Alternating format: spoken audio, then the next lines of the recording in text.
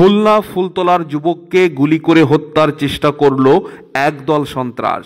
খুলনা ফুলতলা জামিরা ইউনিয়নের জামিরা গ্রামের মোহাম্মদ সুলাইমান মোল্লা ওরফে জুয়েল পিতা শাহজাহান মোল্লাকে আনুমানিক রাত ৮টা ৩০ ওত পেতে থাকা একদল সন্ত্রাস গুলি করে পালিয়ে যেতে সক্ষম হয়।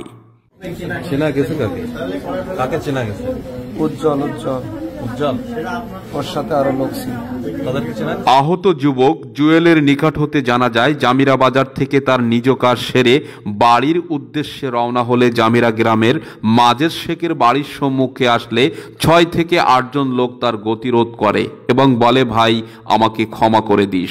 জুয়েল বিষয়টি বুঝতে পেরে ঘটনাস্থল ত্যাগ করার উদ্দেশ্যে দৌড় মারে এবং পিছন হতে সন্ত্রাসীরা শটগান দিয়ে জুয়েলকে লক্ষ্য করে ৫-৬ রাউন্ড গুলি ছুড়লে জুয়েলের কোমরের উপর পিছন বরাবর শটগানের একটি গুলি বা ছাররা লাগলে জুয়েল ঘটনাস্থলে পড়ে যায় এবং বাঁচার উদ্দেশ্যে আগতি মিনতি করলে জুয়েলের আপন লোকজন তাকে উদ্ধার করে। প্রথমে ফুলতলা উপজেলা স্বাস্থ্য কমপ্লেক্সে, পরবর্তীতে জুয়েল মোল্লার অবস্থার অবনতি দেখে ডিউটিরত চিকিৎসক খুলনা খুমেক মেডিকেল কলেজ হাসপাতালে প্রেরণ করেন। মানে ইচ্ছাকৃত এগুলিটা করা হয়েছে। বাজার করে যাচ্ছে সেইভাবে রানিং গুলি করলো। কেন বা কি কারণে? পিছন থেকে? হ্যাঁ, পিছন থেকে গুলি করছে। সংখ্যায় কতজন ছিল?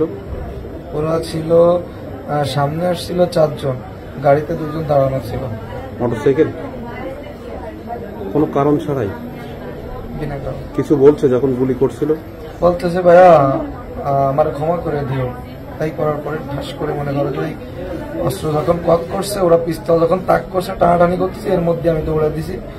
দৌড়ে যখন আমি আপনার 4 তলার সামনে আসি, 4 তলার সামনে আসার সাথে আমার মাথায় ওই গুলি লাগে। তাবলায় পিছন দিয়ে এসে মাথায় গুলি করছে। বলছে ক্ষমা করে দিও। প্রথমত বলছে এই কথা। ওই যে ক্ষমা করে দিও যে বলছে, তাকে কি চেনা গেছে? সে হচ্ছে উজ্জ্বল। এ বিষয় নিয়ে সংবাদকর্মীরা খুলনা মেডিকেলের সার্জারি বিভাগে যান এবং জুয়েল মোল্লার নিকট ঘটনার বিষয়বস্তু জানতে চাইলে জুয়েল মোল্লার বয়ানে জানা যায়, কোনো কারণ ছাড়াই একদল সন্ত্রাস আমাকে হত্যার উদ্দেশ্যে গুলি করে পালিয়ে যায়। আমি তাদের মধ্যে উজ্জ্বল নামে এক যুবককে চিনতে পেরেছি। তারা দলে আনুমানিক ৬ থেকে ৮ জন ছিল। বাকিদেরকে চিনেছি, কিন্তু এখন কিছু বলতে চাই না। এ ঘটনায় এলাকায় চাঞ্চল্যকর পরিস্থিতির সৃষ্টি হয়েছে। সর্বসাধারণের মনে আতঙ্ক আর ভয় বিরাজ করছে।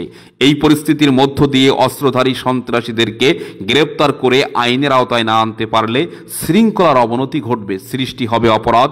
দেশের চলমান পরিস্থিতির মধ্য দিয়ে অপরাধীরা দিনে দিনে বেপরোয়া হয়ে উঠেছে, যার প্রেক্ষাপটে দেশের বিভিন্ন স্থানে হত্যা, চুরি, ডাকাতি বেড়েই চলেছে। এ বিষয় নিয়ে ফুলতলা থানার ওসি তদন্ত মনিরুজ্জামান খানের সঙ্গে আলাপ করলে তিনি বলেন, এ ঘটনায় আমরা উক্ত এলাকার ঘটনাস্থল পরিদর্শন করেছি। আশা করি অপরাধীদেরকে অতি শীঘ্রই আইনের আওতায় আনা সম্ভব হবে।